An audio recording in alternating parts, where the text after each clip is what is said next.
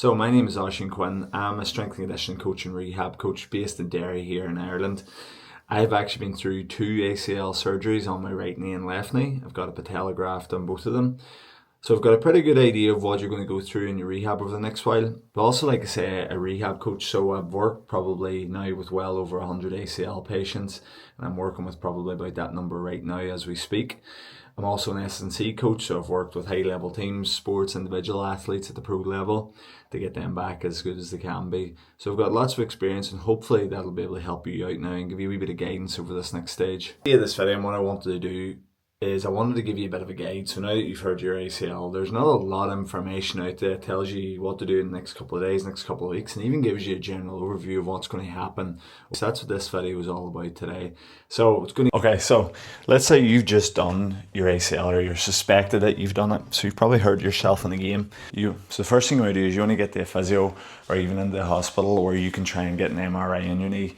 Now, one thing I would try to tell you and warn you is if you've had any big pops, cracks, big loss of stability in your knee whenever you're playing, you've probably done some sort of damage. So regardless of what manual tests will tell you, definitely still push to get an MRI done. Okay, so now you've got your MRI result back.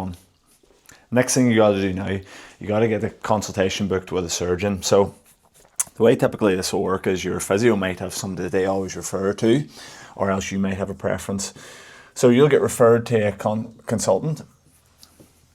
So you'll get referred to a consultant, and then from there, they'll talk you through your options in terms of getting surgery or going non-surgery. And then typically every surgeon will have their preference on graft choices. So like for example, my surgeon preferred doing patella grafts. So physio and the consultant has agreed to get surgery done on your knee.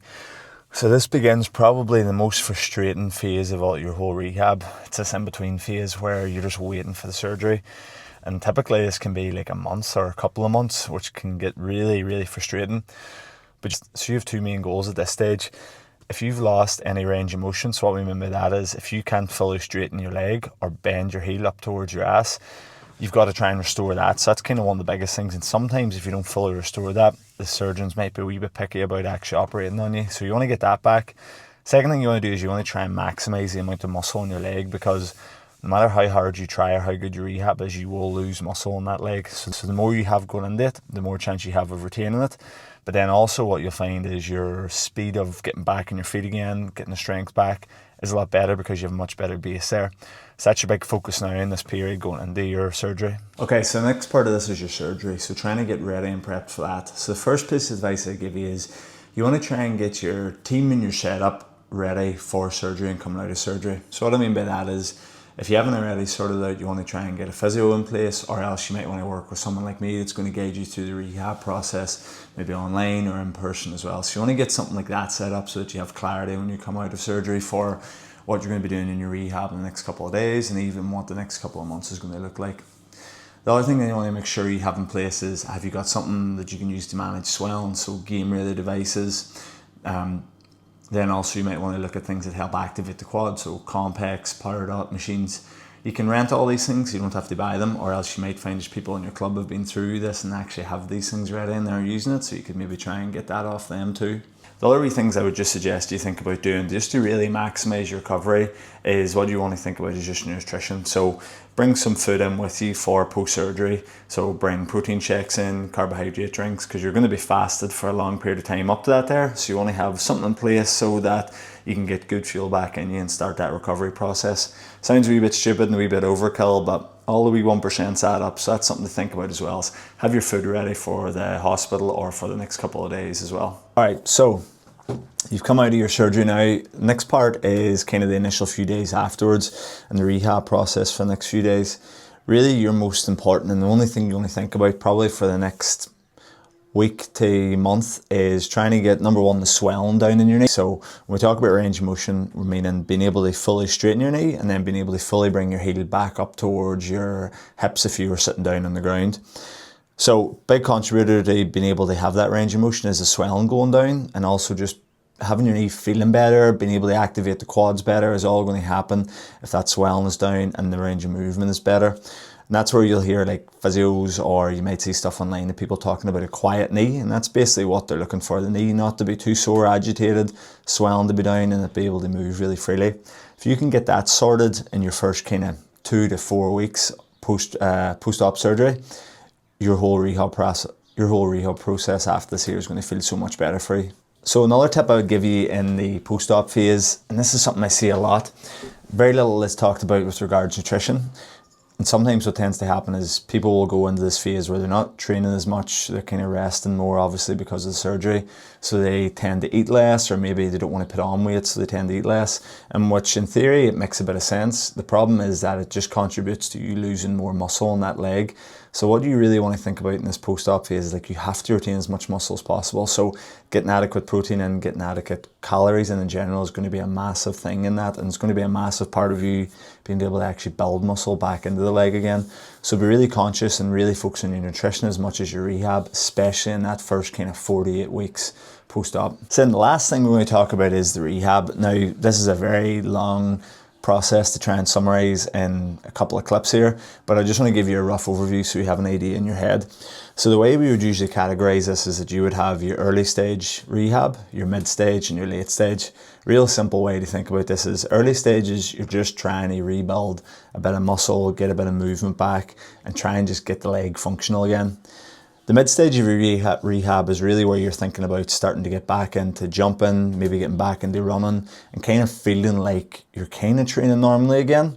And then the late stage, whereas this is going to be quite big, but whereas the late stage is kind of going to be feeling like you're going into like a training camp to get ready for the season. It's almost like a pre-season in a sense, because your knee should be feeling good, you should have adequate strength back and power back.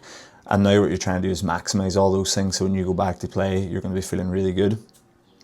So each one of them stages is really important, and they build on the next one. I would kind of, at least at this point, be a bit of an advocate that you shouldn't worry too much about timelines. Like you should be, for example, you should be in early stage at X weeks, or you should be in late stage at 4 months or 6 months. I think it's so dependent, and it's going to be so dependent on, you know, what actually happened to your knee. Was it just ACL? Was it ACL, LCL, MCL? So try not to focus too much on them timelines, because that can just depress you more than anything. The best way I find that you do this is that you have goals and sort of checklists throughout your rehab, and that's what I would do with my clients. So we know that once we achieve a certain level of strength using our testing equipment, or a certain level of jumping ability, that we're ready to move on to the next stage. So I think using markers like that are really useful, and something that you should just focus on rather than timeline, basically. The other thing then, which I think is critical in the rehab, is you only think about testing and knowing where you're at in your rehab, like we just talked about there in an earlier clip. Now, I would offer this to clients, so people would come from all over the country to come up to me, and what we'll do is we'll do testing days. So generally somewhere around maybe 3 to 5 months, and then in the later stages of maybe 6 to 12 months, people will come up, we'll assess their progress using force decks, strength testing equipment, and just general movement and eye sort of eye assessments. And we'll see how people are moving, so I can kind of gauge where you're at, and then the things that you need to work on in the next phase of your rehab. And that's so important. And it's important at every stage, but you know, it's probably most critical at the end of your rehab, because the reality is you don't really know where you're at unless you're a very high level, you know, coach, or very high level physio, and you have a really good in-depth idea of where you are. But most people. And then finally, last thing I want to talk about is your mindset as you go through rehab. I think knee rehab or ACL rehab, or really any surgery to the knee, is one of the most challenging because it takes so long. It's not like a hamstring injury that maybe in 6 weeks you're back and you're moving again and you kind of forget about it. This is going to be, you know, realistically, it's going to be a year-long process, and even if you make it back in 6 months or 9 months, you still have a lot of rehab to do after that. So like, you're locking yourself into the idea that you're doing 12 months of work at minimum. And that's really tough from a mental perspective, to keep the focus and keep the commitment going. So what I really try and encourage people to do, and what I really focus on, is you set small goals and small targets each week, and you try and nail them. If you start thinking now about, right, it's 9 months till I get back playing, or 12 months, that's kind of depressing. So focus on small goals, and then build your plan around that, and you keep trying to check that off each week and each month in your rehab process. So do understand that it is really difficult, and if you struggle throughout this year, it's normal. The second thing I would tell you too is you will have massive ups and you'll have massive downs in this process. So you'll have periods where you make really good progress and you're flying it and you feel amazing. and then you'll have maybe weeks or days where the knee feels terrible, and then before you know it, it's feeling good again. It is genuinely so many ups and downs, and I've worked with so many people now that like I'll constantly get clients messaging going, I think I've done something to my knee, and then I'll tell them, you're all good, give it a day, and then a day later the knee feels fine. Your knee has been through so much trauma, and there's so much going on in there that you're going to have, you know, days where it feels great and days where it feels terrible. So understanding that there is dips in this process is really important. It's not as simple as you see online all the time. So lock yourself into that idea as well. So I hope that was useful for you if you're going through ACL rehab. I put a lot of the work with my clients on my Instagram. It's Quinn Strength Conditioning. It should be linked in the YouTube page here somewhere.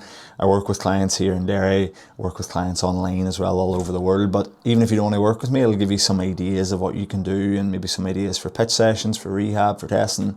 So go and check that out. I've also got some videos up here of some recent rehab sessions out in the pitch with some athletes that you might be interested in seeing, just so you can understand that you will be able to get back from this here and you will be able to move like these guys are moving as well. So I hope that's useful for you. If you found it good, subscribe, drop a comment, message me, let me know how you're getting on, and yeah, thanks for watching.